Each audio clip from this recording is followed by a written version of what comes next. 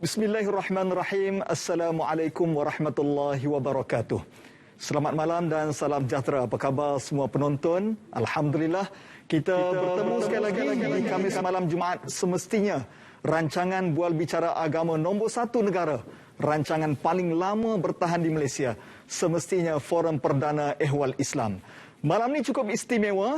Kami akan menemani anda selama 1 jam 30 minit bersama dengan saya Ustaz Hariri dan juga rakan bertugas pada malam ini. Saya Ustaz Nabil Ahmad. Ya. Akan bersama dengan semua penonton kita pada malam ini, dan sudah pasti kami pancarkan secara langsung dari studio utama Yusof, Kompleks Islam Putrajaya, secara langsung di TV1, juga melalui live di Facebook Jabatan Kemajuan Islam Malaysia dan juga laman sesawang rtmklik.gov.my. Dan malam ini cukup istimewa, kita akan mulakan dengan bacaan Yasin yang akan dipimpin oleh 2 orang qari kita. Dan cukup istimewa juga sebab kita ada tetamu menerusi aplikasi Google Meet. Siapa tu Ustaz Nabil? Dan kita nak mengalu-alukanlah di antara tetamu-tetamu kita, iaitu yang berbahagia Datuk Ketua Pengarah JAKIM, yang berbahagia Datuk Timbalan Ketua Pengarah Operasi JAKIM, dan ketua-ketua agensi, pengarah-pengarah bahagian JAKIM. Dan cukup istimewa, kita ada kawan-kawan, teman-teman kita yang merupakan Johan-Johan yang pernah bersama-sama dengan kita dalam peringkat kebangsaan dan antarabangsa dalam Majlis Tilawah Al-Quran. Antaranya, kalau boleh saya sebut nama. Baik, siapa Ustaz? Ustaz Muhammad Radhi Kamarahailan dari negeri Perak. Saya minat sungguh ni. InsyaAllah. Rindu suaranya. Betul. Begitu juga adik Muhammad Qayyim Nizar Sarimi dari Kelantan. Pernah saya asuh dia dalam adik-adikku. Nak itu baru 2. Nak tahu lagi banyak lanjut Ustaz? Nak sambung? Kemudian kita ada juga yang senior, iaitu Al-Fadhil Ustaz Yahya Daud yang bersama dengan kita.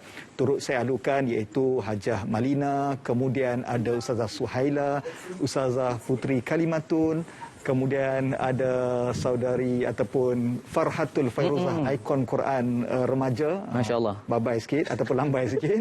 Dan juga kepada saya tinjau lagi, Masya Allah. Siapa lagi bersama dengan kita?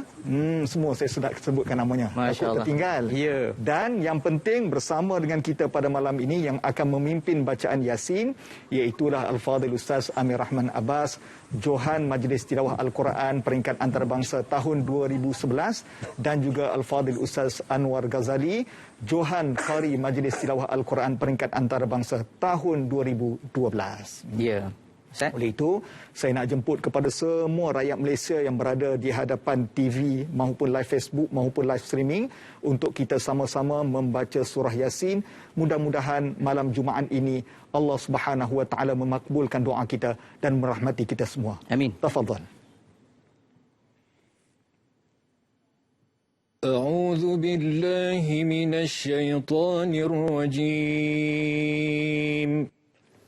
بسم الله الرحمن الرحيم الحمد لله رب العالمين الرحمن الرحيم مالك يوم الدين إياك نعبد وإياك نستعين اهدنا الصراط المستقيم صراط الذين أنعمت عليهم غير المغضوب عليهم ولا الضالين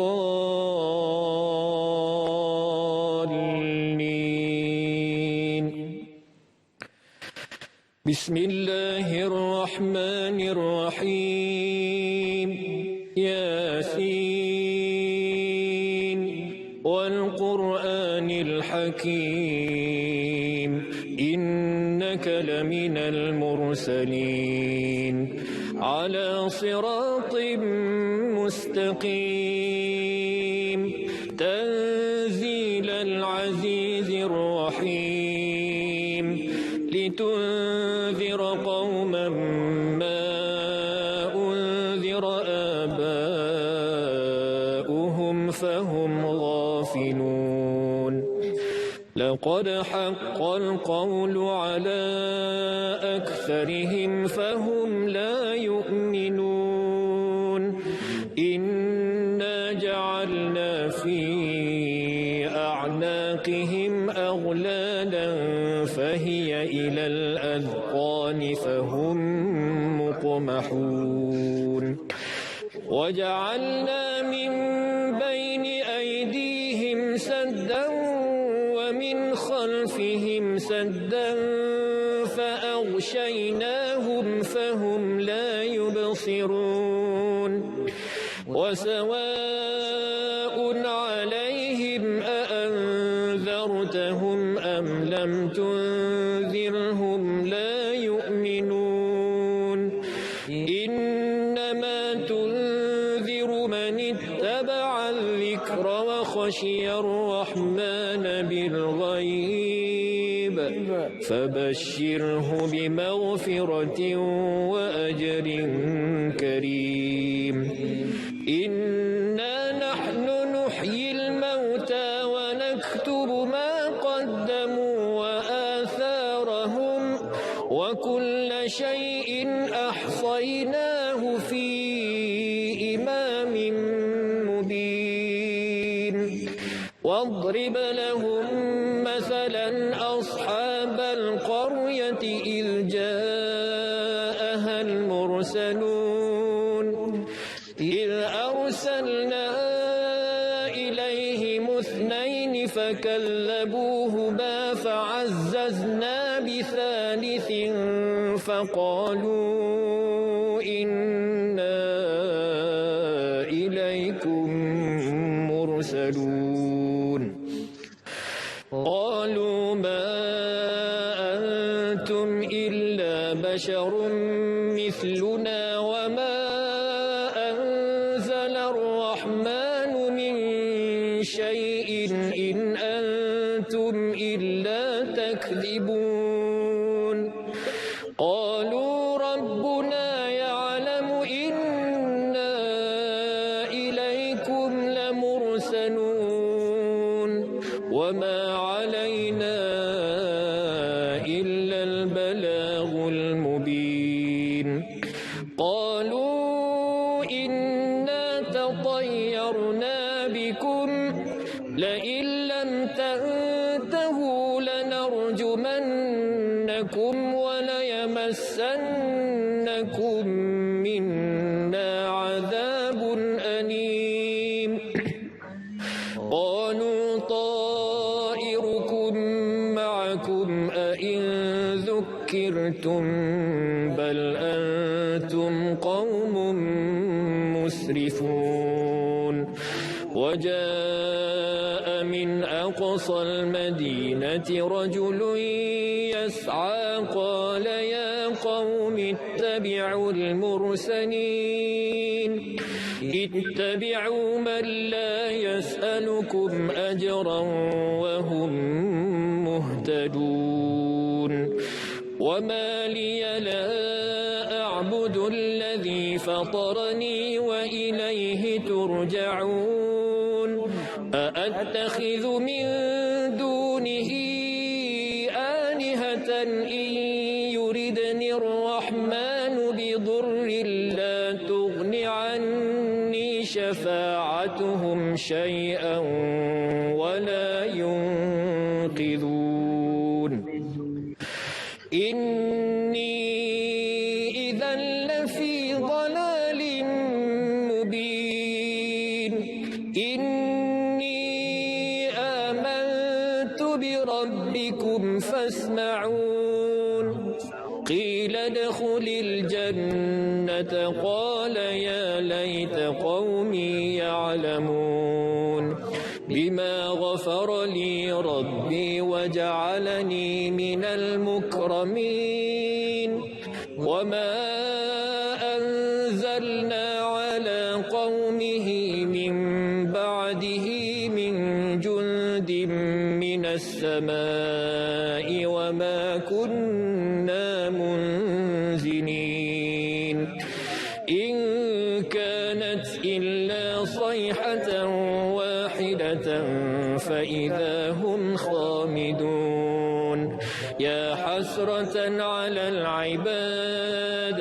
ما يأتيهم من رسول إلا كانوا به يستهزئون ألم يروا كم أهلكنا قبلهم من القرون أنهم إليهم لا راجعون وإن كل لما جميع لدينا محضرون وآية لهم الأرض الميتة أحييناها وأخرجنا منها حبا فمنه يأكلون وجعلنا فيها جنات من نخيل وأعناب وفجرنا فيها من العيون ليأكلوا من ثمره وما عملته أيديهم أفلا يشكرون سبحان الذي خلق الأزواج كلها مما تنبت الأرض ومن أنفسهم ومما لا يعلمون وآية لهم الليل نسلخ منه النهار فإذا هم مظلمون والشمس تجري لمستقر لها ذلك تقدير العزيز العليم والقمر قدرناه منازل حتى عاد كالعرجون القديم لا الشمس ينبغي لها أن تدرك القمر ولا الليل سابق النهار وكل في فلك يسبحون وآية لهم أنا حملنا ذريتهم في الفلك المشحون وخلقنا لهم من مثله ما يركبون وإن نشأ نغرقهم فلا صريخ لهم ولا هم ينقذون إلا رحمة منا ومتاعا إلى حين وإذا قيل لهم اتقوا ما بين أيديكم وما خلفكم لعلكم ترحمون وما تأتيهم من آية من آيات ربهم إلا كانوا عنها معرضين وإذا قيل لهم أنفقوا مما رزقكم الله قال الذين كفروا للذين آمنوا أنطعم من لو يشاء الله أطعمه إن أنتم إلا في ضلال مبين ويقولون متى هذا الوعد إن كنتم صادقين ما ينظرون إلا صيحة واحدة تأخذهم وهم يخصمون فلا يستطيعون توصية ولا إلى أهلهم يرجعون ونفخ في الصور فإذا هم من الأجداث إلى ربهم ينسلون قالوا يا ويلنا من بعثنا من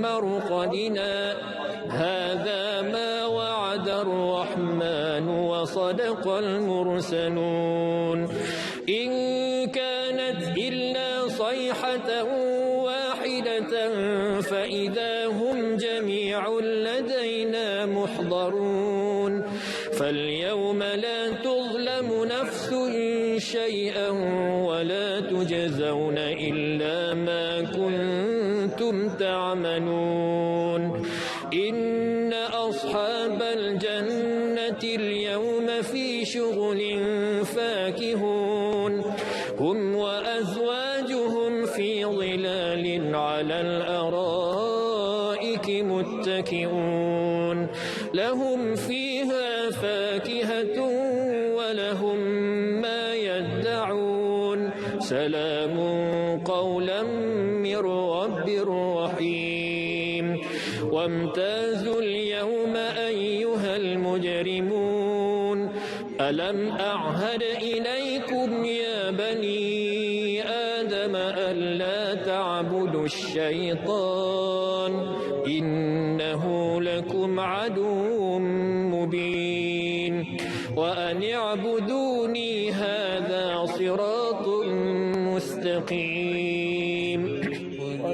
ولقد أضل منكم جبلا كثيرا أفلم تكونوا تعقلون هذه جهنم التي كنتم توعدون اصلوها اليوم بما كنتم تكفرون اليوم نختم على أفواههم وتكلمنا أيديهم وتشهد أرجلهم بما كانوا يكسبون ولو نشاء لطمسنا على أعينهم فاستبقوا الصراط فأنى يبصرون ولو نشاء لمسخناهم على مكانتهم فما استطاعوا مضيا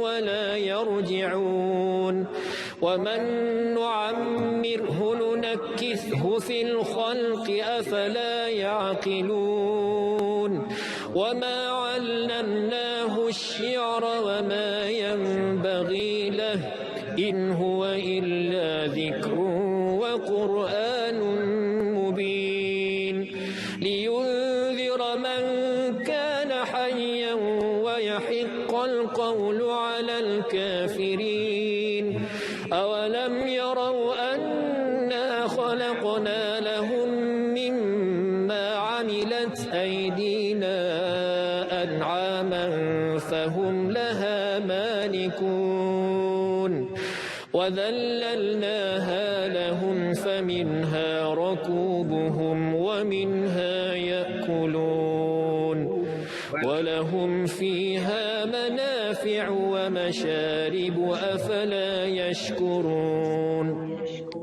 واتخذوا من دون الله آلهة لعلهم ينصرون لا يستطيعون نصرهم وهم لهم جند محضرون فلا يحزنك قولهم إنا نعلم ما يسرون وما يعلنون أولم ير الإنسان أنا خلقناه من نطفة فإذا هو خصيم مبين وضرب لنا مثلا ونسي خلقه قال من يحيي العظام وهي رميم قل يحييها الذي أنشأها أول مرة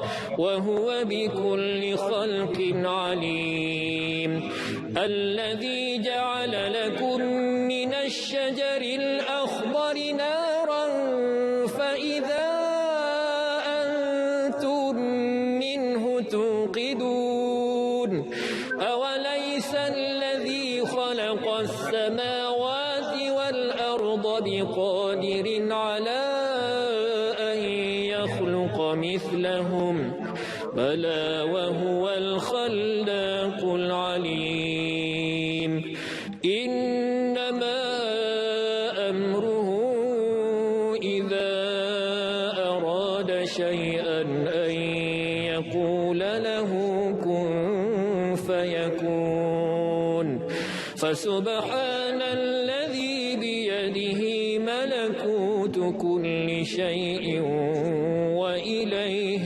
ترجعون صدق الله العظيم.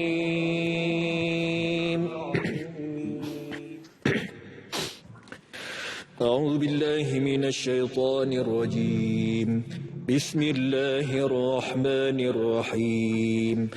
الحمد لله رب العالمين حمدا يوافي نعمه ويكافئ مزيده يا ربنا لك الحمد كما ينبغي لجلال وجهك وعظيم سلطانك اللهم اجعلنا يا مولانا لآلائك ذاكرين ولنعمائك شاكرين وعلى قضائك وبلائك وقدرك من الصابرين من الحلال مرزوقين وعن الحرام معصومين وفي الجنان منعمين وعن النيران مبعدين وإلى وجهك ووجه نبيك سيدنا ومولانا محمد صل اللهم عليه وسلم يا رب ناظرين متمتعين اللهم إنا نسألك من النعمة تمامها ومن الصحة دوامها ومن الرحمة شمولها ومن العافية حصولها ومن العيش أرغده ومن العمر أسعده ومن الإحسان أتمه ومن الإنعام عامه ومن الفضل أعذبه ومن اللطف أنفعه اللهم كن لنا ولا تكن علينا اللهم اختم بالسعادة آجالنا وحقق بالزيادة آمالنا وقرن بالعافية غدونا وآصالنا واجعل في رحمتك مصيرنا ومآلنا وصب سجال عفوك على ذنوبنا ومن علينا بإصلاح عيوبنا واجعل التقوى زادنا وفي دينك اجتهادنا وعليك توكلنا واعتمادنا برحمتك يا غفار يا عزيز يا ستار يا حليم يا جبار يا الله يا الله يا أرحم الراحمين إنك على كل شيء قدير وبالإجابة جدير اللهم إنا نعوذ بك من يوم السوء ومن ليلة السوء ومن ساعة السوء ومن صاحب السوء ومن جار السوء في دار المقامة اللهم إنا نعوذ بك من البرص والجنون والجذام ومن سيء الأسقام اللهم ثبتنا بالقول الثابت في الحياة الدنيا اللهم حبب إلينا الإيمان وزينه في قلوبنا وكره إلينا الكفر والفسوق والعصيان واجعلنا من الراشدين اللهم إنا نسألك يا الله بأنك الواحد الأحد الصمد الذي لم يلد ولم يولد ولم يكن له كفوا أحد أن تغفر لنا ذنوبنا إنك أنت الغفور الرحيم ربنا آتنا في الدنيا حسنة وفي الآخرة حسنة وقنا عذاب النار ربنا تقبل منا إنك أنت السميع العليم وتب علينا يا مولانا إنك أنت التواب الرحيم واغفر لنا وارحمنا إنك أنت الغفور الرحيم وصلى الله على سيدنا محمد وعلى آله وصحبه وبارك وسلم والحمد لله رب العالمين. Alhamdulillah wa syukrulillah. Puji-pujian pada Allah Azza wa Jal. di atas apa yang telah pun kita sama-sama doakan dan kita panjatkan kehadrat Allah Subhanahu Wa Taala, dan mudah-mudahan dengan bacaan dan alunan ayat-ayat suci Al-Quranul Karim yang kita bacakan menerusi surah Yasin tadi menjadi penyembuh kepada diri kita yang ada penyakit dan kepada mereka yang didatangkan ujian dengan sakit. Mudah-mudahan kita diberikan kesihatan yang baik dan dijauhkan daripada wabak bencana mudah-mudahan. Terima kasih kita ucapkan kepada kedua-dua qari yang memimpin bacaan Yasin tadi, Fadil Ustaz Amir Rahman Abbas dan juga Ustaz Anwar Ghazali, dan begitu juga dengan yang berbahagia Datuk dan juga tuan-tuan dan puan-puan menerusi Google Meet yang bersama dengan kita pada malam ini, yang turut bersama-sama dengan kita membacakan surah Yasin. Dan kita mengharapkan bacaan ini bukan hanya kita sahaja, tetapi setiap kita yang menjadi penghuni di bumi yang barakah ini, kita doakan kepada Allah mudah-mudahan wabak penyakit, segala jenis kesakitan, segala jenis kesengsaraan, segala jenis malapetaka dan musibah yang boleh mengancam jiwa agar terus diangkat daripada muka bumi kita dan kita kembali kepada kehidupan yang normal dan kita boleh bersama-sama menyantuni kehidupan seperti sedia kala, insya-Allah.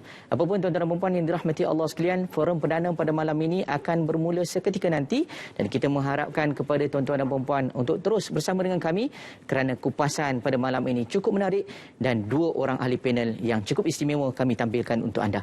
Nak ketahui siapakah di kalangan mereka, kita akan berehat seketika dan kita akan kembali lagi selepas ini.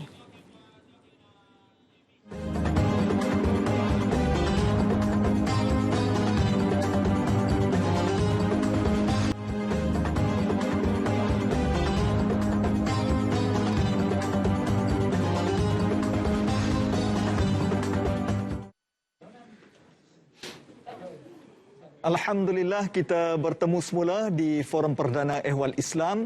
Terima kasih bagi anda yang baru bersama dengan kami ataupun yang sudah sedari jam 9 tadi bersama dengan kami. Alhamdulillah, terima kasih banyak-banyak.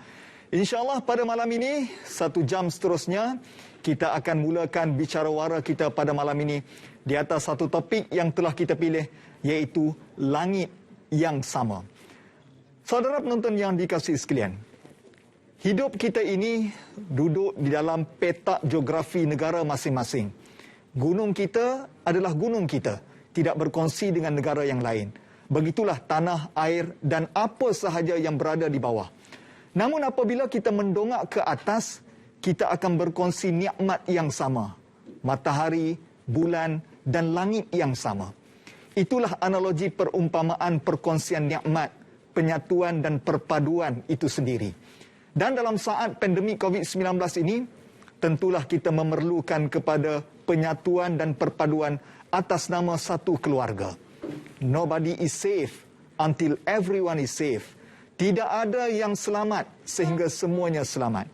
Untuk berakar kepada suluhan tajuk pada malam ini, kami tampilkan dan bagi saya dua orang panelis yang amat-amat saya hormati dan segani. Terus, mari kita berkenalan dengan dua orang panelis yang telah bersiap siaga di pentas Forum Perdana Ehwal Islam.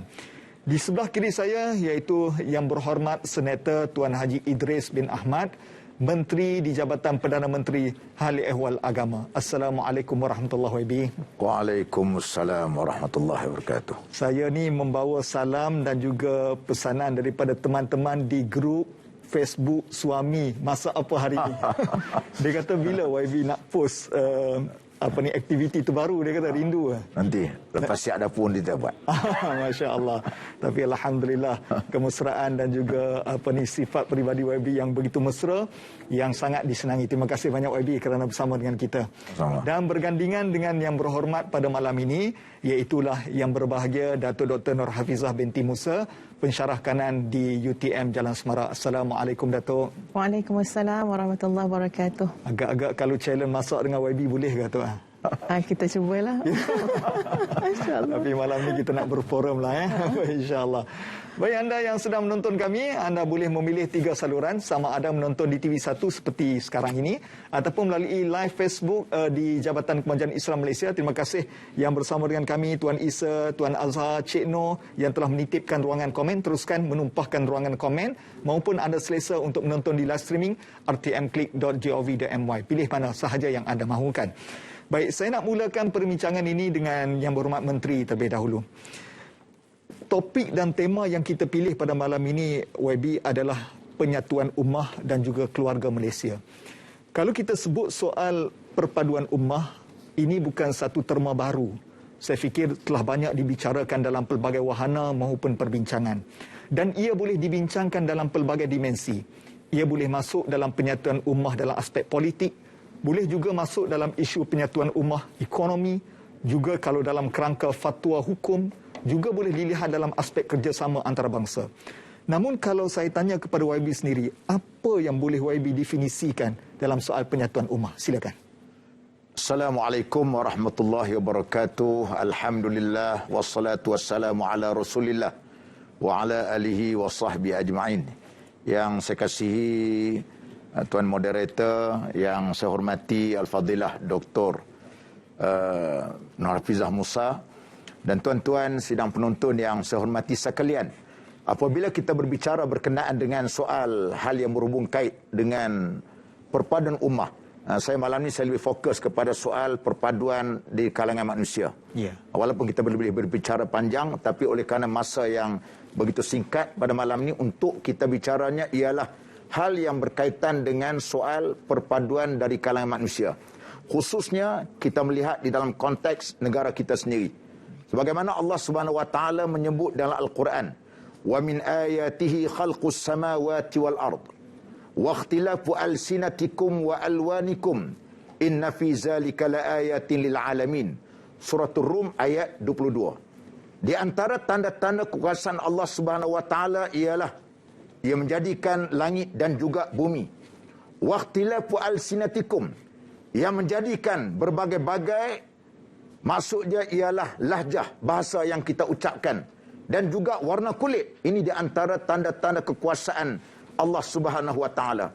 Maka merujuk dalam ayat ini nak membuktikan kejadian yang ada di dalam negara kita ini dari kalangan masyarakat yang majmuk, yang terdiri daripada berbagai-bagai bangsa dan sebagainya.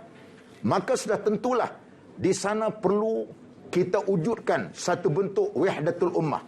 Kesatuan ummah ini mesti dibina dengan baik. Satunya ialah apabila kita benanya kesatuan dari kalangan orang-orang Islam ataupun dari kalangan orang bukan Islam. Dalam konteks, dalam karangan bukan Islam, kita benanya ialah dalam bentuk karamah insaniah. Kita menghormati dari kalangan antara satu sama lain. Maka itulah yang kita dapat lihat. Maka dari kalangan orang-orang Islam pula kita bina di atas dasar yang kita benanya ialah di atas dasar taqwa, di atas dasar keimanan. Kerana apabila kita dibina di atas perpaduan ummah, di atas dasar keimanan, di atas dasar taqwa ini, insya-Allah di sana akan dijelmakan pula satu bentuk kesatuan ummah dari kalangan orang-orang bukan Islam.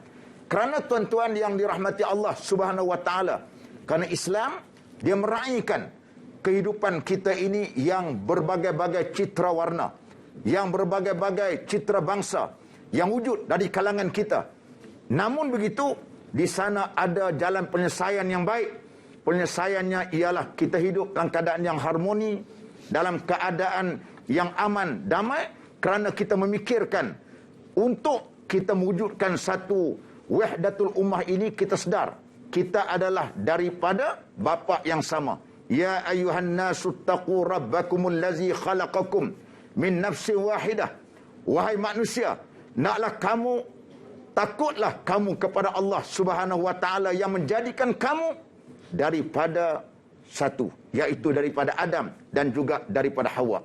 Maka sebab itu dalam hal seperti begini kita sedar, maka insya-Allah kita wujud dalam keadaan kesepaduan kita, perpaduan kita. Yang kita benanya ialah kita benanya di atas perpaduan yang diajar oleh agama kita, insya-Allah. Kerana Islam merupakan ajaran yang menunjukkan tentang satu daripada perkara-perkara kesejahteraan dan kehormatan yang baik. Sekian, terima kasih. Masya Allah, satu mukaddimah yang begitu tuntas dan padat, yang memberi kefahaman kepada kita maksud penyatuan yang lahir daripada Adam dan Hawa, dan itulah yang perlu kita fokus dan kita kembangkan dalam perbincangan kita pada malam ini.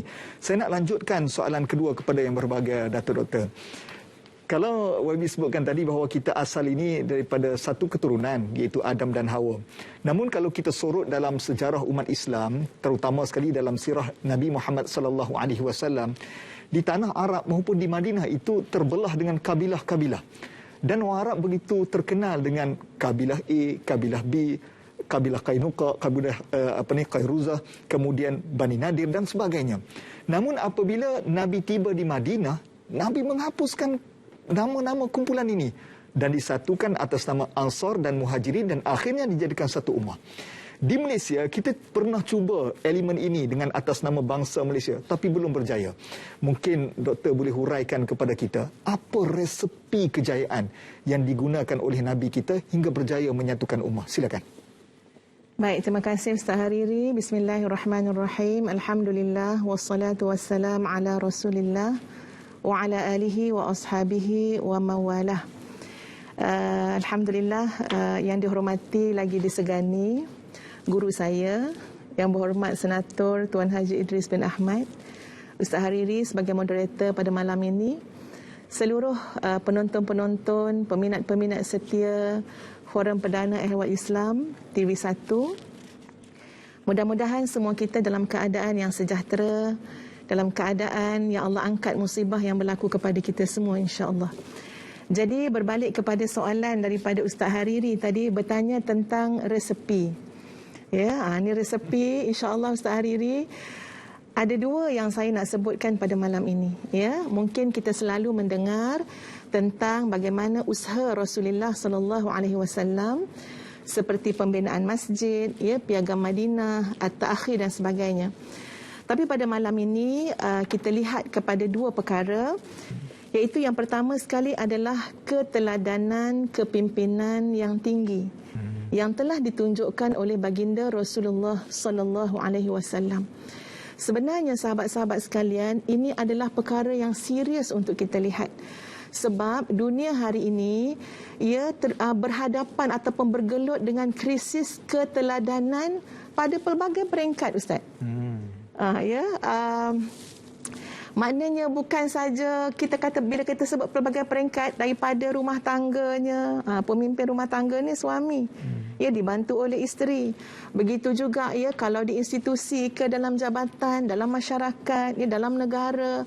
So kita menyebut tentang keteladanan kepimpinan ini. Sebab dunia hari ini, tuan-puan sekalian, sedang berdepan dengan krisis keteladanan. Kalau kita melihat pandangan ahli sosiologi barat, ya, Martin Lings nama dia. Dia kata apa? Perpaduan ini, keberhasilannya, ya, bila dia melihat, dia mengkaji tentang Rasulullah sallallahu alaihi wasallam, lalu dia mengatakan keberhasilan perpaduan yang dibawa oleh Nabi Muhammad sallallahu alaihi wasallam. Dia tak sebut macam itulah sebab dia bukan Islam, ya. Ustazah je lah yang cakap ni kan. Kerana apa? Kerana sikap dan fokus kepimpinan Rasulullah sallallahu alaihi wasallam terhadap dasar-dasar perpaduan itu sendiri. Dan ikatan perpaduan itu telah diikat oleh Nabi Muhammad sallallahu alaihi wasallam dengan dasar persaudaraan Islam yang sifatnya komprehensif, lebih kukuh, lebih global daripada sekadar persaudaraan ataupun hubungan darah atau semangat kebangsaan semata-mata. Jadi bila kita lihat, inilah acuan ataupun cara yang ditunjukkan oleh Nabi SAW pada diri baginda sendiri, maka ini adalah sebenarnya satu ramuan yang besar. Mungkin kita berkata, sahabat-sahabat sekalian, oh mana nak cari dah Ustazah satu figure yang macam tu. Betul, saya setuju, ya, memang tak ada dah, ya, yang seperti Nabi SAW. Tapi di sinilah kita melihat bahawa pemimpin ataupun kepemimpinan itu harus dilihat secara kolektif. Bukan lagi hanya pada seorang tokoh ataupun satu figure, tapi sepasukan, satu barisan. Maknanya kita dapati ibu-ibu, ayah-ayah, ya, yang memang ada nilai kepimpinan tersebut. Pemimpin-pemimpin secara kolektif mempunyai nilai keteladanan yang tinggi tersebut. Ini sangat membantu. Ya, saya sebenarnya YB ada membaca satu tulisan daripada Dr. Muhammad Syafi'i Antonia, ya, dia kata apa, dan saya rasa sayu pula bila baca, ya, dia kata alhamdulillah sebahagian besar daripada kita, ya, tak kiralah pemimpin keluarga, pemimpin masyarakat, ya, sekolah, institusi ataupun jabatan-jabatan, Dia kata rajin membaca selawat kepada Rasulullah sallallahu alaihi wasallam. Namun kita tidak pasti apakah baginda tersenyum ataupun bersedih ketika mana selawat dikumandangkan tetapi kesejahteraan umat diinjak dan dirampas oleh orang yang membaca selawat tersebut. Ini satu benda kita kena fikir. Kadang-kadang kita cakap, contoh kita ambil soal keluarga kan, contoh kan. Tapi sebenarnya yang diberi amanah memimpin keluarga tu yang kadang-kadang menginjak kebahagiaan dalam keluarga itu sendiri. Itu satu perkara lah yang pertama. Dan yang kedua, secara ringkas saya sebut adalah intipati at-ta'akhi, persaudaraan yang Nabi ketengahkan. Itu ada intipati dia. Bukan sekadar kita mempersaudarakan, tapi inti dia tak ada. Lalu di antara intinya adalah akidah Islam itu sendiri, syariat Islam dan akhlak Islam. Di sanalah akan ada kesatuan. Tadi macam YB sebut, ya, bila kita bercakap soal maknanya kepada non-Muslim sebagai contohnya, kita akan lihat dari segi dimensi kemanusiaan. Akhirnya, saya nak berkongsi bagaimana kata-kata Hamka. Ya, kata-kata Pak Hamka, bahawa pentingnya dalam perpaduan untuk melahirkan jiwa agama. Tadilah yang kita kata akidah, syariat, akhlak, melahirkan jiwa agama. Kata Prof. Hamka, agama tidak melarang sesuatu perbuatan kalau perbuatan itu tidak merosakkan jiwa. Dan agama juga tidak menyuruh sesuatu perbuatan kecuali yang disuruh itu adalah kebahagiaan dan kebaikan kepada jiwa. Jadi jiwa agama ni tuan-puan sekalian, insya-Allah menjadi ramuan yang terpenting juga ya dalam kita mencapai perpaduan di kalangan kita. Wallahu alam. Masya-Allah, cantik sangat ujung ulasan yang Datuk Doktor sebutkan tadi. Jiwa agama itu sendiri dan dua intipati penting, iaitulah kepimpinan yang tinggi, yang kedua intipati penyatuan berdasarkan akidah, syariat dan juga akhlak. Macam mana puan? Dapat tulis? Alhamdulillah, terima kasih. Baik, kita nak bersama dengan Ustaz Nabil. Saya ni kenali Ustaz Nabil ni sebagai Ustaz Analisis. Banyak analisis menarik yang boleh akan kongsikan. Ayo, silakan. Baik, terima kasih Ustaz Aridi. Cukup menarik kupasan daripada kedua ahli panel berkenaan dengan mukaddimah penyatuan ummah. Bagaimana kita hakikatnya berada di muka bumi ini bukan berseorangan. Sudah pasti Allah menciptakan kita berpasang-pasangan. Dan apabila kita berpasang-pasangan, sudah pasti bukan hanya dua insan yang disatukan. Sudah pasti akan ada keturunan dan akan ada zuriat yang akan berpanjangan. Muslimin-muslimat rahimakumullah sekalian. Saya nak bawakan satu piagam, satu perlembagaan yang disebutkan dan ditulis di dalam sejarah dunia bahawa ini di antara perlembagaan dan piagam yang terawal yang menjadikan ketamadunan manusia itu lebih tersusun dan organisasinya lebih lengkap. Tuan-tuan dan puan, cuba kalau kita lihat beberapa fakta berkenaan dengan Piagam Madinah. Pertama ialah satu perlembagaan yang diisytiharkan sebagai perjanjian yang pertama di dunia. Yang kedua, ia digubal sendiri oleh Rasulullah SAW bersama dengan para sahabat. Yang mana Piagam Madinah mengandungi 47 fasal. 23 fasal membincangkan hubungan sesama umat Islam, terutama berkenaan dengan hak bagi orang yang berada di bumi Madinah ataupun penduduk asal Madinah, dan begitu juga dengan masyarakat yang berhijrah daripada luar, terutama dari kota Mekah bersama dengan Nabi SAW, iaitu golongan Ansar dan juga Muhajirin. Manakala 24 fasal lagi membicarakan pula hubungan antara Muslim dan juga dengan orang bukan Islam, terutama kelompok yang berada di bumi Madinah pada asalnya bukan beragama Islam dan juga mereka yang datang daripada bumi Syam. Rata-ratanya ialah berbangsa Yahudi. Dan ini di antara perkara asas dalam Piagam Madinah yang dibentuk. Pun begitu, ada 7 sektor utama dalam kerangka Piagam Madinah yang menjadikan seluruh masyarakat boleh menerima hakikat bahawa ia adalah perlembagaan yang diperakukan oleh setiap masyarakat yang berpenghuni di bumi Madinah Al-Munawwarah. Pertama ialah dari sudut sektor politik, yang mana mereka telah sebulat suara memilih Nabi SAW sebagai pemimpin di Madinah, dan secara tidak langsung Rasulullah juga dipilih sebagai ketua hakim negara. Yang kedua dari sudut sektor agama, bebas untuk setiap penganut untuk mengamalkan agama mereka dan bebas untuk mengamalkan adat selagi mana ia tidak bertentangan dengan ajaran Islam. Dari sudut sektor sosial, masyarakat Madinah dianggap sebagai satu ummah, satu kelompok masyarakat yang perlu berpadu dan bersatu. Kemudian mempunyai tanggungjawab yang sama kepada negara, dan masyarakat Madinah tidak boleh bermusuhan sesama mereka. Dalam sektor perundangan pula, undang-undang Islam dijadikan sebagai diguna pakai secara menyeluruh di bumi Madinah, dan peraturan kekeluargaan kabilah boleh diteruskan selagi tidak bercanggah dengan ajaran Islam. Dalam sektor ekonomi, kerjasama antara masyarakat dituntut dan unsur penipuan dan riba dihapuskan secara total. Seterusnya dalam sektor pertahanan, semua anggota masyarakat dikendaki untuk mempertahankan bumi Madinah. Justru jika dilihat tentang sejarah peperangan yang berlaku, semuanya dilihat kerjasama antara semua kabilah-kabilah besar, terutama penduduk di kota Madinah yang berbilang bangsa itu dalam kelompok Ansar dan juga mereka yang datang berhijrah dengan kelompok Muhajirin. Dalam sektor terakhir iaitu kedudukan Yahudi, sudah pasti mereka memikirkan bagaimana kedudukan mereka di bumi yang mereka rasakan bukan asing bagi mereka. Tetapi Nabi SAW menyatakan bahawa keselamatan orang bukan Islam, yakni Yahudi, terjamin selagi mana mereka mematuhi perlembagaan Madinah. Dan inilah hakikat bahawa satu perlembagaan dunia yang diakui keabsahannya dan kejujuran dari sudut sektor yang telah dilaksanakan. 7 sektor yang dibina ini bukan atas dasar kerangka untuk melihat hawa nafsu mereka memerintah, tetapi untuk menjamin kelestarian dalam kepimpinan. Dalam masa yang sama juga kita nak melihat bagaimana masyarakat boleh bekerjasama. Inilah dia unsur-unsur perpaduan yang harus disemai dalam bumi yang bertuah ini. Jadi tuan-tuan, hanya bukan itu saja. Kita nak kongsikan banyak lagi Ustaz Hariri. Ya. Saya nampak Ustaz Hariri hanggut daripada tadi ni. Itulah saya Masya Allah. Masya Allah, Masya Allah. Seronok dengan analisa dan juga perkongsian yang dibuat oleh Ustaz Nabil. Tapi bila Ustaz Nabil sebutkan tadi tentang Piagam Madinah, saya juga ada terbaca dalam satu jurnal mengatakan bahawa perpaduan ini terjadi kerana 3 perkara. Pertama, kerjasama. Yang kedua, persaingan. Yang ketiga adalah konflik. Setiap berlaku konflik, suara perpaduan akan bersuara. Apakah soalan yang saya akan tanyakan kepada YB sebentar nanti? Jangan ke mana-mana, teruskan bersama kami. Jumpa selepas ini.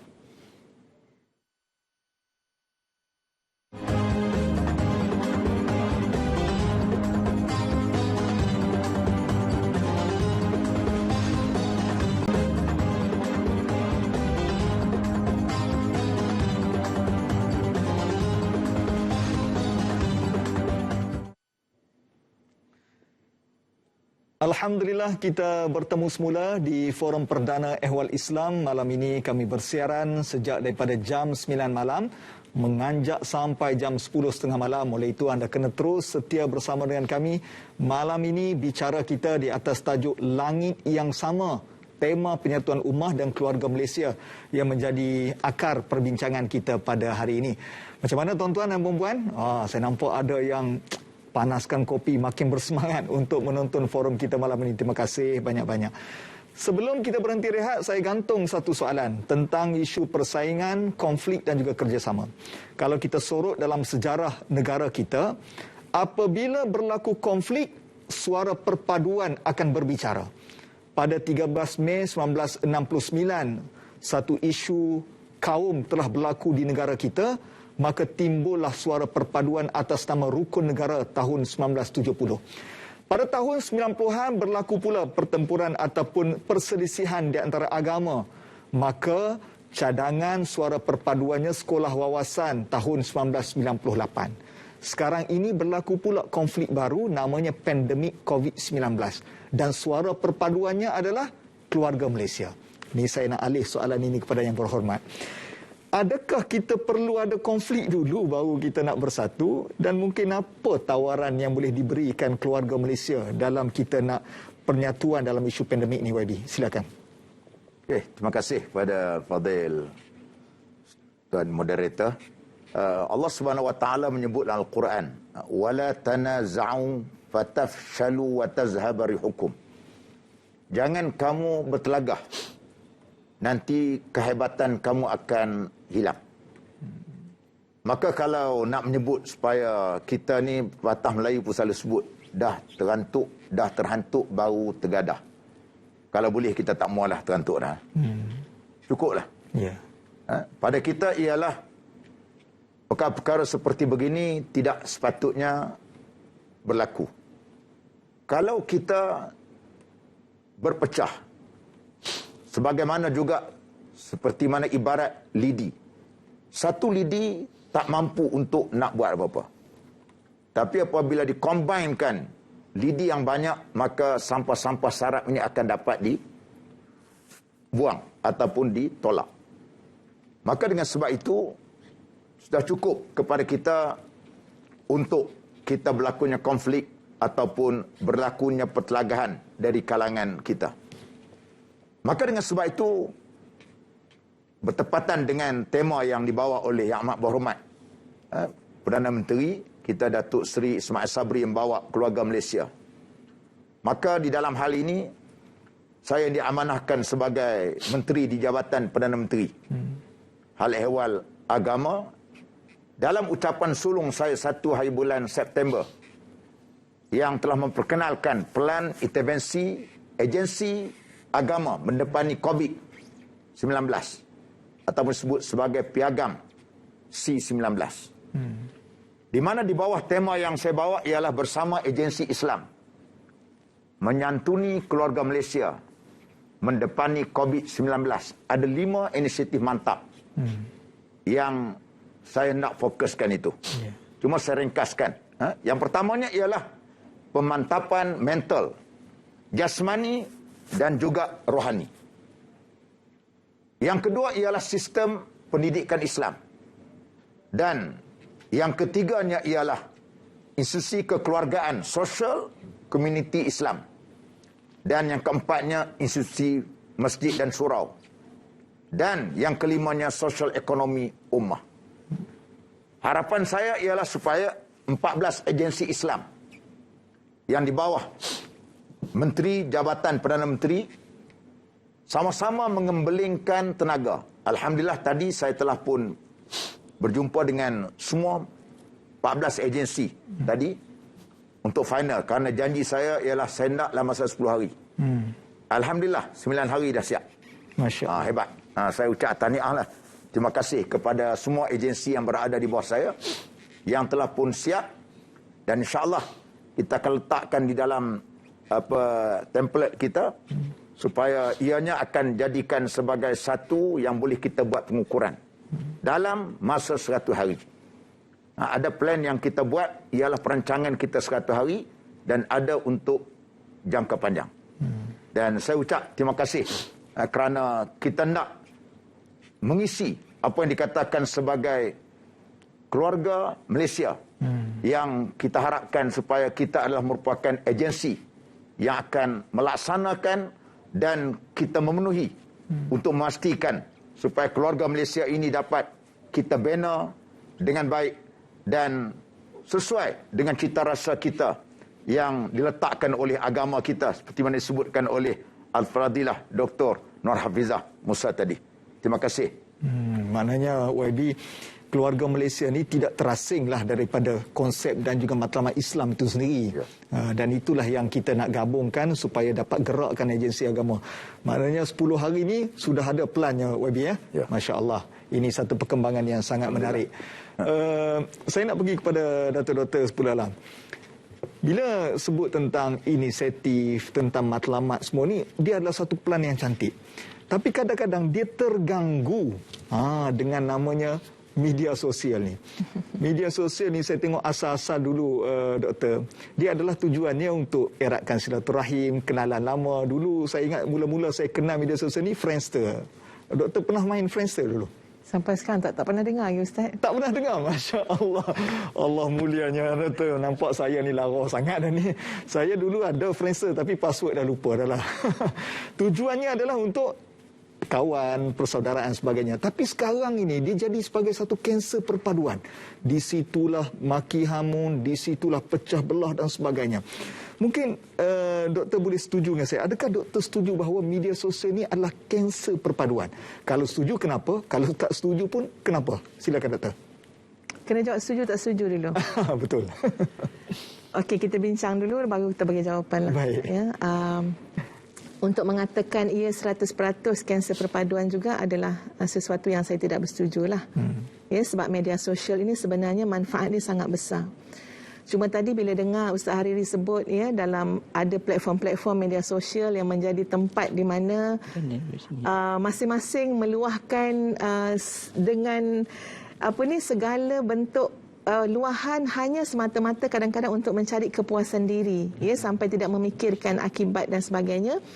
saya teringat kepada satu kata-kata hikmah daripada Abu Yahamka juga, ya, di mana beliau katakan jangan pernah meroboh pagar kalau kamu tidak tahu kenapa pagar itu dibangunkan, dan jangan pernah meninggalkan kebaikan kalau kamu tidak tahu bahawa meninggalkan kebaikan bermakna kamu menjemput keburukan. Jadi pertimbangan kita dalam media sosial ni kena pertimbangan yang besar. Dan kita kena akui, Ustaz, ya, sahabat-sahabat semua, bahawa kita telah berdepan dengan generasi yang menjadikan media sosial itu sebagai satu alat yang diguna pakai dengan semaksimalnya. Ya, sebab mungkin saya dengan usia sekarang 40 lebih, maknanya pernah duduk pada zaman yang tak ada lagi media sosial macam sekarang, dan tengok keadaan sekarang, Masya Allah, Subhanallah, ya, jauh beza dia. Jadi apa yang boleh kita katakan di sini, media sosial ni, tuan-puan sekalian, adalah platform ataupun alat. Dia sama macam alat-alat yang lain. Ya, tadi Ustaz Ali kata, ya, YB kita pun Masya Allah, ya, di dapur pun bagus juga, ya.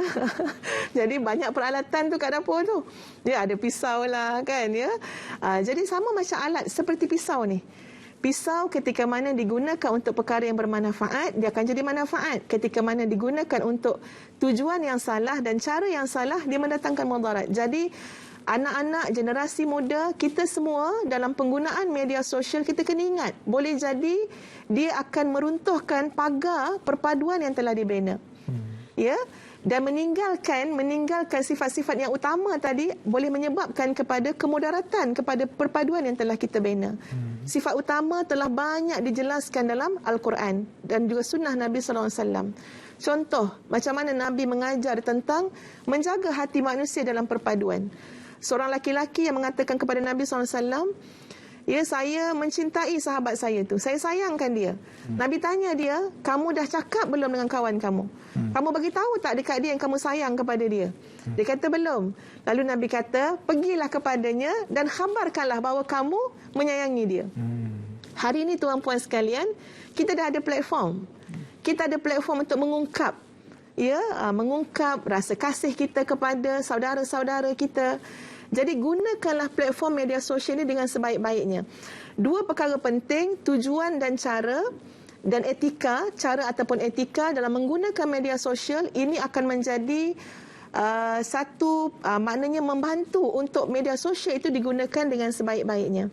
Ada beberapa nilai penting, sahabat-sahabat, ya, saudara-saudari sekalian, dalam nilai penting perpaduan itu sendiri dalam penggunaan media sosial, Ustaz. Pertama sekali apa dia? Perkenalan. Bila kita sebut perpaduan, dia kena bermula dengan berkenalan. Bukan saja kita berkenalan nama siapa, ya, tinggal kat mana, tapi kita berkenalan, mengetahui tentang budaya dia, bangsa dia, ya, bahasa dia. Jadi subhanallah, media sosial mempermudahkan lagi bagaimana nilai penting perpaduan, yakni perkenalan, dapat kita lakukan. Begitu juga perundingan. Hari ni orang berunding kot Zoom je, Ustaz. Ya, berunding ialah makna secara online. Kan boleh berunding, lebih mudah. Yang ketiga, yang kita nak tekankan adalah konten. Sebenarnya konten kepada media sosial sangat efektif untuk membantu mewujudkan perpaduan. Ya, sebab itu kita bayangkan, ya, sebab bila kita sebut konten, ia melibatkan visual, kekuatan visual, audio kadang-kadang kita boleh masukkan dalam konten. Yang kadang-kadang hanya dengan 1 minit saja konten, tapi Masya Allah, ya, boleh masuk dalam hati tu. Sebab tu konten yang baik tak payah lama-lama pun, kan, ya. Ini kajian dalam media sosial ni, antara konten yang baik tu bukan masuk konten yang baik, konten yang diterima oleh masyarakat ramai lebih kurang 3 minit je. Kalau 3 jam, Ustaz, jawabnya kita ada 3 je lah tinggal. Ya, 3 minit je. Jadi maknanya, subhanallah, gunakanlah ruang media sosial ini untuk membawakan konten-konten perpaduan. Ia menyemai kemesraan di antara kaum, di antara kita. Bukan tidak ada perbezaan, bukan tidak ada, ya, khilaf pendapat dan sebagainya, tetapi jangan lupa bahawa dalam apa jua urusan kehidupan, akhlak adalah perkara yang sangat utama. Ya, perkara yang sangat utama. Jadi sahabat-sahabat, ya, tuan-puan saudara saya sekalian, mengulas tentang media sosial juga, kita tengok dari sudut cabaran ya Ustaz, Ya. kenapa jadi macam tu, kenapa boleh jadi kanser perpaduan macam yang Ustaz Hariri sebut tadi. Pertama sekali kerana ada orang yang menggunakan media sosial semata-mata untuk kepuasan dan kepentingan peribadi. Ini adalah satu sikap yang sangat tidak bertanggungjawab. Sebab kita tak menggunakan media sosial tu seorang-seorang. Lainlah memang seorang-seorang. Tak ada orang boleh akses kepada apa yang kita buat. Ia lain cerita. Tapi kita bermasyarakat. Seorang boleh akses kepada pemikiran kita, kepada pandangan kita. Jadi jangan hanya menganggap ya media sosial ala Instagram saya punya pasal lah. Yeah. Siapa suruh tengok? Dia katakan ini alasan selalu kita dengar. Tapi kita kena faham, bila sebut media sosial sendiri memberikan gambaran, ia bukan lagi hanya menjadi urusan peribadi. Baik, yang kedua, kerana kadang-kadang segelintir kita tidak memahami tanggungjawab sebagai anggota masyarakat untuk menjaga perpaduan. Jadi sembrono nak cakap apa saja, kita tak rasa bahawa kita sebenarnya walaupun seorang, tak kisahlah siapa-siapa pun kita bertanggungjawab untuk jaga perpaduan tersebut. Yang ketiga, tidak beretika. Dan akhirnya, sahabat-sahabat sekalian, kepada semua, ya, kita kena mengakui bahawa media sosial telah menjadi satu tempat yang kena diberikan perhatian oleh semua orang yang bertanggungjawab. Ya. Ya, sebab apa? Sebab kita tak boleh menindakkan luahan-luahan dalam tu. So setiap orang yang bertanggungjawab kena tengok balik apa yang boleh diambil tindakan daripada luahan-luahan komentar ya seluruh yang ada di Malaysia dalam masalah-masalah berkaitan. Wallahu a'lam. Itu adalah satu pandangan yang baik berkaitan dengan media sosial. Cuma kalau saya nak tanya YB sendirilah, sebab kalau saya perhatikan ahli politik adalah sasaran orang untuk mereka mengata, tapi untuk YB ini kurang sikit. Bahkan saya ingat tak ada lah orang yang negatif dan sebagainya ini. Apa resepi YB guna untuk masuk dalam media sosial ini? Adakah dia jadi ruang dakwah ke, macam mana pandangan YB pula? Terima kasihlah. Seperti mana sebut oleh Dr. Nahafizah tadi, memang apabila kita ada baik ada buruk. Ya. Tapi kita kena gunakan manfaat ini untuk kebaikan. Kadang-kadang apabila kita bersyarah cakap ni dalam konteks secara konvensional, hanyalah 2-3 orang atau 100 orang. Tapi apabila macam Dr. Nafizah yang banyak followers sebagainya, kita tengok ratus ribu orang tuntun dan sebagainya. Maka sebab itu dalam konteks ini juga, pada saya apabila kita nak main media sosial ni, antaranya mesti kita sejuk di kepala, membara di dada. Artinya kita kadang-kadang adalah biasa orang provoke kita sebagainya, kita cool lah dalam konteks gini. Yang penting mesej kita sampai dalam bahasa yang boleh orang faham, dalam bahasa yang boleh orang mengerti. Kerana kita tahu yang nak tunggu orang semua suka kepada kita tak akan berlaku. Tapi yang penting majoritinya ialah orang akan menerima apa yang kita sampaikan melalui media sosial ini paling penting sekali. Maknanya fokus kepada matlamat, kongsi yang baik-baik, kemudian jadikan tempat untuk ukhuwah Islamiah, maka itulah tujuan yang baik. Jadi kita yang memilih dan bertanggungjawab atas akaun media sosial kita sendiri. Saya pula yang tambah ceramah tu. Baik, Ustaz Nabil. Ya. Ini juga influencer terkenal dalam negara kita. Silakan kalau ada analisa yang menarik. Betul, kita pun tak terkecuali untuk terlibat dalam dunia medsos, media sosial. Dan saya juga salah seorang ahli grup bersama dengan yang bahagia Tuan Haji Idris dalam Semahi. Suami masak apa hari ni? Walaupun saya tidaklah mendapat like yang banyak, tapi bolehlah takat 3,000 tu okeylah kan? Okey. Apapun kita nak ceritakan bahawa media sosial seperti yang Datuk Dr. Nur Hafizah sebutkan tadi, ada baik dan buruknya. Begitu juga dengan yang Berhormat Senator sebut tadi. Cuma cara kita untuk mengadun pun begitu. Cuba kita lihat hari ini kita berpijak di bumi yang nyata. Di langit yang sama. Walaupun di kedudukan yang tinggi dan rendah, tetapi kita tetap bertiangkan langit yang sama. Sama biru, sama gelap dan kadang-kadang warna cerah dan warna memberikan sinar kepada kita. Tuan-tuan, saya nak membawa satu perbincangan dalam Muktamar Kesatuan Islam. Pada akhir tahun 2018, pada penghujung ataupun pada 4 sehingga 5 Rabiul Akhir 1440 Hijri yang bertempat di Makkah Al-Mukarramah, beberapa tokoh agama telah berhimpun dan berbincang, terutama isu berkenaan dengan bahaya berpuak dan berpecah belah. Dan hakikatnya saya nak kongsikan dengan anda semua di antara kenyataan-kenyataan daripada tokoh-tokoh agama dari mewakili seluruh dunia. Antaranya ialah mufti besar Kerajaan Arab Saudi, iaitu Sahibus Samahah Syekh Abdul Aziz bin Abdullah A'lu Syekh, menyebutkan beberapa perkara. Antaranya ialah menjadi tanggungjawab ke atas setiap umat Islam untuk beriltizam, berpegang teguh dengan agama mereka yang menghilangkan sebarang bentuk pemisah sesama manusia. Ini di antara perkara yang perlu diberikan perhatian. Kedua, daripada mufti besar Mesir ketika itu, iaitu Fadilatul Syekh Profesor Dr. Syauqi Ibrahim Al-Alam, dalam pembentangannya menyatakan bahawa pertama ialah sesungguhnya bahaya itu bukanlah pada perbezaan pendapat satu-satu individu, selama mana ia berselisih itu terhasil daripada ijtihad dan juga penelitian. Namun bahaya yang sebenarnya adalah pada wujudnya budaya menghukum orang lain dengan tuduhan kafir dan saling memberi gelaran yang buruk. Dan ini perkara yang perlu diberikan perhatian. Terutama katanya lagi mempelajari fiqh al-ikhtilaf, yakni perbezaan pendapat yang sahih, serta menjauhkan umat dari bahaya kelompok-kelompok yang boleh memecah belahkan kesatuan umat Islam. Pendapat ketiga daripada pengerusi Majlis Fatwa Emirah Arab Bersatu UAE, Al-Allamah Syekh Abdullah bin Bayah, menyebut dalam ucapannya bahawa kesatuan adalah satu pilihan. Ia perlu diraikan secara tadarruj, yakni berperingkat dengan melihat kepada konteks masa, tempat dan juga manusia. Mafhum kesatuan itu tidak bermakna seluruh umat Islam berada di bawah satu pentadbiran yang sama. Sistem khilafah, yakni pemerintahan, adalah perkara yang maslahi, melihat kepada maslahah semasa, dan maslahah itu juga perlu secara lebih luas. Dan inilah yang menjadi pemangkin kepada para cendekiawan untuk memimpin dan menjadi peneraju kepada pentadbiran di dalam satu-satu negara. Jika kita lihat di dalam beberapa keratan akhbar, semuanya mencoretkan tentang warna-warni kehidupan yang memerlukan sudut pengorbanan akhirnya untuk kita mendapatkan nilai keharmonian dan perpaduan. Saya ambil dan saya petik daripada Berita Harian menyatakan bahawa harmonikan hubungan masyarakat pelbagai kaum. Dan ini adalah saranan bukan hanya sekadar daripada pemimpin negara kita, tapi setiap umat untuk memastikan bahawa kita hidup aman dan harmoni. Begitu juga dengan perpaduan ummah, perspektif Islam bersama dengan keluarga masyarakat dan juga masyarakat majmuk kita di Malaysia dengan kepelbagaian bangsa, kaum dan juga etnik. Dan sudah pasti di sinilah perkara yang perlu kita huraikan bersama-sama untuk kita ambil pengajaran dalam kehidupan, belajar daripada setiap kesilapan dan kesalahan untuk bukan kita menghukum, tetapi untuk mendidik kita menjadi masyarakat yang bertamadun dan bergerak terus ke depan seiring dengan agama dan permintaan dan juga kehendak dunia kita.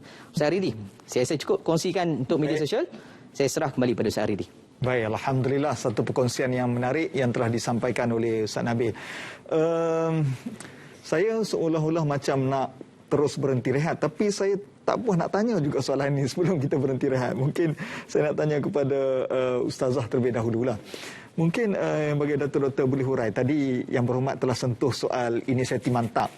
Selalu inisiatif datang daripada agensi agama ini adalah datang daripada jabatan kerajaan. Tapi kita nak dengar juga pandangan daripada ahli akademik tentang apabila kita berdepan COVID, kemudian kita datang dengan satu inisiatif mantap kepada 5 perkara daripada aspek mental, rohani, jasmani sampailah kemasyarakatan masjid dan sebagainya. Mungkin doktor boleh beri pandangan sikit, silakan. Terima kasih Ustaz.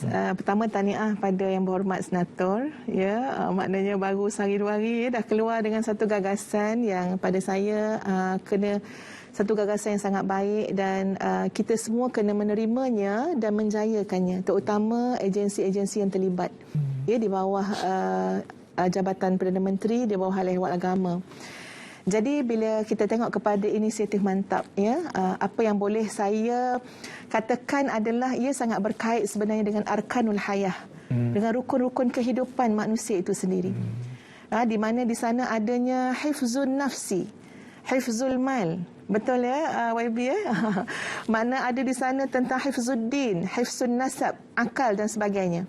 Sebab itu kita mementingkan soal kepada kesejahteraan mental, fizikal, ya, spiritual, keluarga, pembangunan sosial dan sebagainya. Namun bila kita bercakap soal gagasan, pasti saya percaya di sana cabaran yang besar juga menanti. Ini bukan nak menakutkan YB kan ya, YB insya-Allah ya, tadi kata apa, hati membara ni, akal sejuk. Itu alhamdulillah ya, itu satu kekuatan kan. Tapi cabarannya pasti besar. Dan di antara cabaran ya yang boleh kita lihat, yang pertama adalah dari sudut kefahaman. Bagaimana idea atau penggagasan ini untuk difahami oleh semua pelaksana kepada inisiatif Mantap ini sendiri. Sudah pasti di sini memerlukan kepada tindakan dan langkah ya yang sangat teratur dan sebagainya, dan juga kefahaman kepada kumpulan-kumpulan sasaran itu sendiri. Ya, yang kedua adalah soal keberkesanan penyampaian. Ya, kadang-kadang sebenarnya memang subhanallah ya, ada banyak program-program ya, package-package yang disediakan oleh kerajaan yang sangat baik. Ya, dan kita tidak menafikan bahawa di sana telah disampaikan ya kepada masyarakat dan sebagainya, tapi kita percaya bahawa usaha penambahbaikan ya akan insya-Allah tetap berlaku ya kepada keberkesanan penyampaian tadi. Sebab kalau kita tengok ya, di antara suara-suara masyarakat sendiri adalah supaya ada perhatian yang diberikan terhadap golongan-golongan yang kita mungkin lihat golongan sebagai golongan minoriti. Yang kadang-kadang jadi macam, kita tak nak sebut sebagai golongan terpencil. Tapi saya berharap sangat dengan inisiatif Mantap yang diterajui oleh Yang Berhormat Senator ya, supaya golongan seperti OKU, ya, golongan-golongan ya seperti golongan saudara baru, ya, sekolah-sekolah agama rakyat dan sebagainya. Ini kalau kita tengok ada data menunjukkan ada golongan yang tercicir, maka insya-Allah dengan inisiatif Mantap golongan tercicir ini akan disantuni, insya-Allah. Dan yang tak tahu keberapa dah Ustaz ya. Yang seterusnya adalah soal keberkesanan. Keberkesanan. Sebenarnya saya suka Senator Said ini kira guru saya lah ya. Okey. Saya yakin insya-Allah bahawa inisiatif Mantap akan turut menekankan soal keberkesanan ya, sebab keberkesanan ni mesti diukur ataupun mesti kita lihat dengan sesuatu yang boleh diukur ya, kerana daripada satu fasa ke satu fasa saya percaya banyak dah ya package dan program yang kita buat, tapi saya amat menghargai ya ketika mana inisiatif Mantap ini datang beserta dengan keberkesanan ya yang kita kaji, yang kita boleh tunjukkan outcome dia kepada masyarakat, hasil dia. Dan ini adalah satu perkara yang sangat hebat dan luar biasa. Jadi selebihnya kita mendoakan ya agar usaha ini mendapat dokongan ya daripada orang ramai dan mendapat keberkahan dan pertolongan daripada Allah Subhanahu Wa Taala. Insya-Allah, tentu sekali dalam waktu pandemik ini ialah satu cabaran untuk kita memberi khidmat yang terbaik dalam inisiatif yang diberikan oleh pihak kerajaan. Baik, kita akan berhenti rehat seketika. Sekembalinya nanti kita sambung semula Langit yang Sama. Bertemu selepas ini.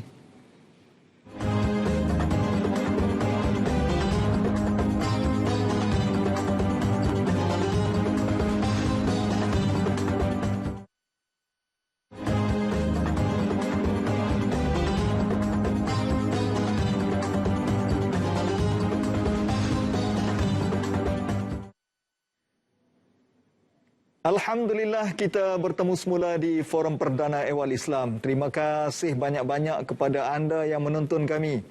Pak Long, Mak Long yang berada di Bukit Gantang, Perak yang tengah menonton. Terima kasih banyak-banyak. Ataupun berada di Seremban ke, ada di Kota Baru Kelantan ke, di Sabah, Sarawak, ataupun teman-teman kami di Republik Singapura, di Brunei Darussalam maupun Selatan Thailand yang selalu menonton Forum Perdana Ehwal Islam. Terima kasih banyak-banyak. Doa kami mudah-mudahan semuanya dirahmati Allah Subhanahu Wa Taala, insya-Allah.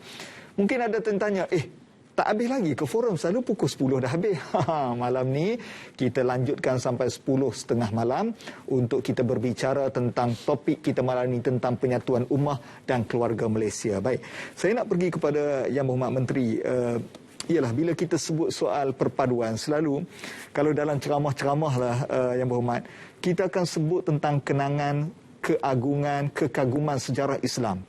Bermula dengan tahun ke-11 sampai ke-40 Hijri, kita akan sebut tentang Khulafa Ar-Rashidin. Kemudian beralih pula kepada Bani Umayyah. Selepas itu keagungan Bani Abbasiyah, sehinggalah keagungan Khalifah Uthmaniyah, yang kita akan ulas dan bicarakan soal keagungan tamadun Islam itu sendiri. Namun setelah kita berbincang soal perpaduan ummah, melihat kepada punca penyakit dan keadaan semasa yang meruncing macam seolah-olah kita tak boleh untuk dapat keagungan itu kembali. Mungkin soalan saya adalah, adakah kita masih punya harapan untuk mengembalikan kegemilangan Islam ini bermula daripada negara kita? Kalau boleh, apa ubatnya, YB? Silakan. Okay, terima kasih kepada Tuan Moderator. Sudah tentulah ada harapan. Kita mesti ada keyakinan bahawasanya perpaduan, kesatuan itu dapat kita wujudkan. Kerana tuan-tuan yang saya hormati sekalian, memanglah kalau kita nak kembali ke zaman Nabi Muhammad sallallahu alaihi wasallam yang disebut oleh Syahid Said Qutb sebagai jil Quran Farid, generasi Quran yang unik. Malahan baginda sendiri pun menyebut, dia kata khairul qurun qarni thumma alladhina yalunahum. Sebaik-baik zaman ini ialah zaman aku, kemudian selepas daripada itu. Walau bagaimanapun dia boleh buat. Dengan syarat yang pertamanya ialah kita mesti ada satu political will. Untuk nak meletakkan bahawasanya perpaduan ini penting. Yang keduanya ialah soal mesti adanya keikhlasan. Dari kalangan player-player ataupun dari kalangan mereka yang terlibat, sama ada di dalam organisasi dan sebagainya, perlu ada kepada itu. Yang ketiganya mesti ada korban perasaan.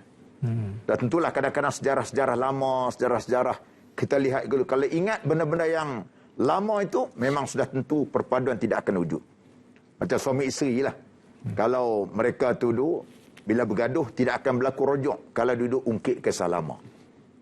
Apabila buang cerita lama, buka buku baru, barulah mereka itu boleh berdamai sebagai rukun dalam rumah tangga kita.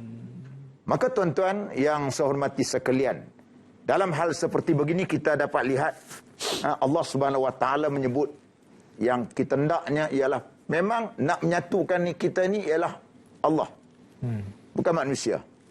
Lau anfaqta ma fil ardi jami'an ma allafta baina qulubihim walakin Allah allafa bainahum innahu azizun hakim. Surah Al-Anfal ayat 63. Kalau kamu belanja seluruh harta yang ada di atas muka bumi ini, maka kamu tidak akan dapat menyatukan hati dari kalangan mereka. Tetapi yang menyatukan hati itu ialah Allah Subhanahu Wa Taala. Sebab tu kita berdoa kepada Allah Taala supaya hati kita ini disatukan oleh Allah Subhanahu Wa Taala.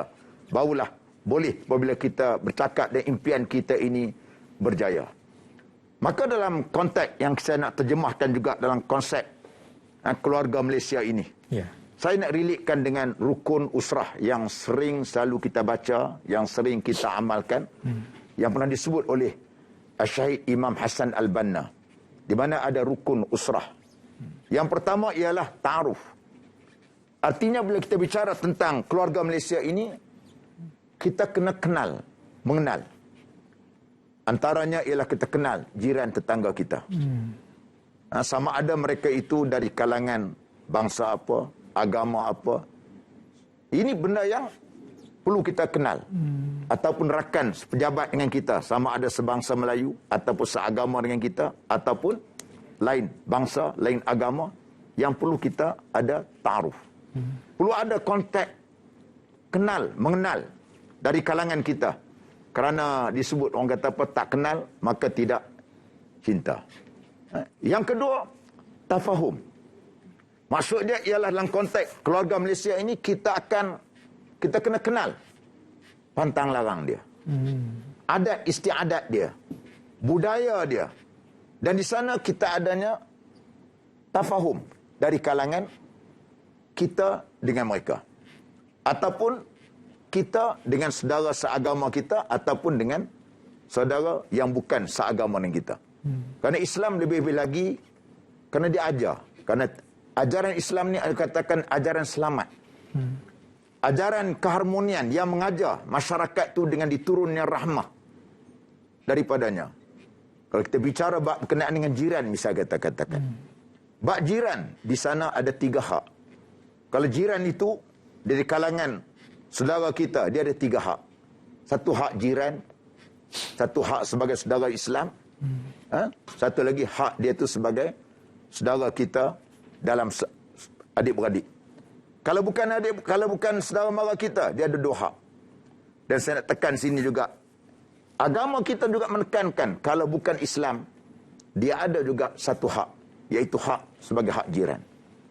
Ini nak menunjukkan bagaimana kita perlu ada tafahum dari kalangan kita. Diajar kepada kita, jangan mentang-mentang kita ni orang baik, orang kaki surau, orang masjid, ustaz sebagainya. Balik malam-malam kita pasang Quran kuat-kuat. Jiran kita itu bukan Islam. Itu sudah kita menyakit hati dia. Walaupun dia itu bukan Islam, kita tidak boleh menyakit hati dia. Walaupun yang kita pasang untuk Quran, kita pasang untuk kuliah agama, malangnya tak betul dari segi masa ataupun waktunya. Ini nak menunjukkan tentang bagaimana konsep tafahum itu mesti dijelmakan dari kalangan kita apabila kita membicarakan dalam bentuk yang kita katakan sebagai keluarga Malaysia. Yang ketiga, takaful. Kita membantu. Ini merupakan nilai yang amat baik. Jangan apabila kita bantu, mentang-mentang dia itu bukan Islam ataupun bukan sama bangsa dengan kita. Dia susah. Kita kena bantu. InsyaAllah besok hari Sabtu nanti saya akan turun untuk berikan sikit bantuan kepada mangsa banjir yang terdapat di dekat dengan Kuala Sepetang tempat saya. Orang Cina semua. Di kalangan mereka lebih kurang dekat 100 lebih. Rumah mereka yang ditimpa. Artinya kita beri kepada mereka dengan tidak kita lupa. Bahawasanya ini merupakan kita nak tunjukkan bahawasanya Islam itu ialah agama rahmah. Islam itu ialah agama kasih sayang. Islam itu agama takaful yang tolong-menolong dari kalangan kita. Yang kita tak boleh nak abaikan supaya kita nak tunjukkan inilah dia keluarga Malaysia yang terasnya sudah tentulah kita nak menampakkan nilai-nilai Islam itu dijadikan teras, insya-Allah di sana aslim taslam. Apabila kita menyerah diri kepada Islam, maka insya-Allah di sana akan berlakunya keselamatan. Bila kita ikut Islam, dia akan memberikan keselamatan kepada kita semua. Wallahu a'lam. Masya-Allah, saya fikir ini satu perkara yang baik. Kita ada 3 rukun utama keluarga Malaysia. Pertama, ta'aruf, yang kedua tafahum, yang ketiga takaful. Itu pakat cantik, tapi jangan perlu takaful ikhlas, takaful bukan. Ini adalah saling pertolongan antara satu sama lain. 1 minit setengah Datuk untuk buat kesimpulan. Silakan. Kalau kita melihat kepada Rasulullah sallallahu alaihi wasallam dari sudut leadership and management spectrum of Muhammad sallallahu alaihi wasallam, ada satu kajian tentang itu, maka dilihat kepada religious spirituality ataupun jiwa agama yang ditampilkan oleh Nabi SAW, sehingga daripada jiwa agama itu dalam konteks untuk mendapatkan perpaduan, kita tidak pernah meremehkan kebaikan dan juga tidak memandang kecil kepada impak setiap keburukan. Jadi kalau kita lihat bila Nabi SAW berhijrah nak menyentuh padukan kaum tadi, maka di antara hadis yang awal yang Nabi sebut adalah ayyuhan nas afshus salam wa at'imut ta'am wa sallu bil laili wan nasu niyam tadkhulul jannata bisalam. Wahai manusia, sebarkan salam, berilah makan kepada orang yang perlukan makanan, dan solatlah pada waktu malam ketika mana manusia tidur, kamu akan masuk syurga, ya Darussalam. Jadi maknanya jangan pandang kecil menyebarkan salam, menolong orang, bagi bantuan makanan dan sebagainya, bahkan senyum juga, manis muka. Inilah jiwa agama yang dihidupkan dalam agama kita, menyebabkan kita tidak melihat kebaikan itu kecil, kecuali pasti ada manfaat yang besar, dan tidak juga meremehkan soal keburukan. Walaupun kita cuma tunjuk emoji je Ustaz, tapi kadang-kadang emoji yang kita tunjukkan seolah-olah menggambarkan kita tidak bersetuju, seorang nak tahu pula apa di sebalik itu.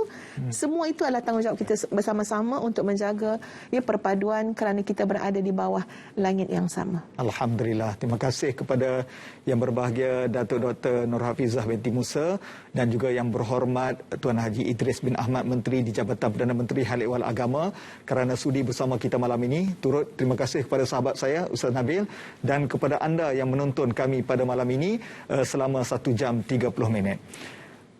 Para hadirin yang dirahmati Allah Subhanahu wa taala, kata akhir yang dapat saya ungkapkan, minggu lalu tular di media sosial tentang satu kajian penyelidikan tentang vaksinasi orang Yunani di bawah era Kesultanan Khalifah Uthmaniyah dan tular sijil vaksinasi yang telah buat pada tahun 1900. Impaknya adalah di dalam akhir kajian tersebut menyatakan bahawa kajian ini telah dibuat oleh orang Islam yang memberi impak besar dan manfaat kepada umat pada waktu itu. Namun persoalannya, negara Malaysia Islam majoriti.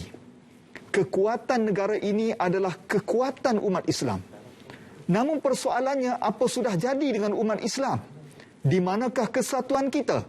Di waktu ujian pandemik ini, apa panduan kita? Semua persoalan ini saya lontarkan untuk sama-sama kita fikir pada malam ini. Kita jumpa lagi. Saya Ustaz Hariri.